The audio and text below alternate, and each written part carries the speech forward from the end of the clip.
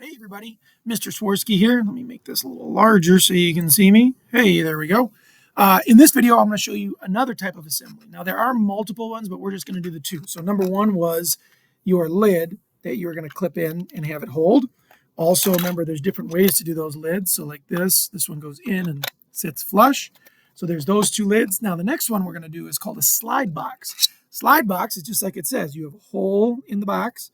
And then your little part in here, which is where you keep stuff, is going to, let me set it right, slide in. And then it sets nice and flush. Okay.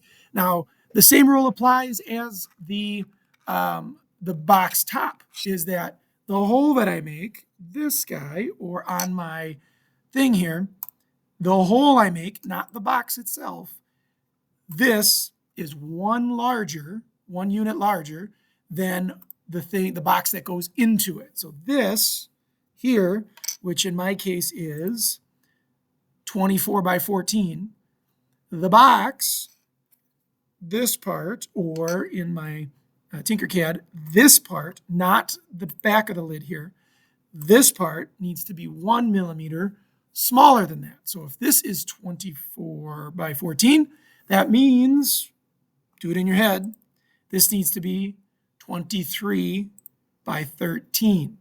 Okay, remember, if it doesn't and you make it the exact same, when you try and bring this, it's not going to go in. It'll just stop right here and then we'll just get it stuck and then you won't be able to go in. The reason why this can slide is because this is just a little smaller than this. Okay, just enough to get it in there, but you see like it's still snug and it doesn't really wiggle around. Okay, too much. So if I did like 2, 3, 4 millimeters, this would be all wiggly and it would move all around in it. So we want it nice and snug so it'll sit, but not too much or not too little so that it doesn't stick. So that's what you're going to play around with. Just make sure you're also, when you grab, after you create these, so like you see, I have my hole that I made. This doesn't really matter how deep you make it. But when I align this, I need to make sure it's aligned along kind of the thing I'm going to close, which is this part has to be, the box itself has to be centered on that so that when it goes, it'll sit. Let me see if I can zoom in. It needs to sit flush. If you don't do that, there's going to be some offset and it's going to look a little funky.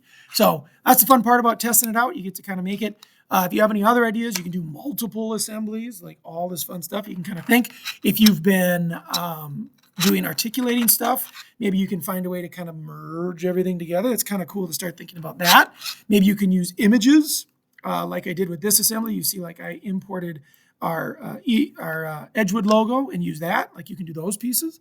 Really cool stuff. So now you're kind of getting into some more custom design things. But go ahead and give that a shot. Remember, the hole that I make is a millimeter larger than the thing that's going into it. That's how it stays in there. Okay? Give it a shot. Have some fun. Also remember, this is just a test one. It's really tiny. I would say make your box, if you're going to make that one, at least 70. That's how you get it to be about this size. Just so you can actually use it. Again, you're in Part C, you've earned it. So you can have something a little bigger. If you have anything else as far as like sizes or anything, just talk to me. I always want to say yes and make it work for you. So have fun, make some assemblies, and we'll see you on the next video.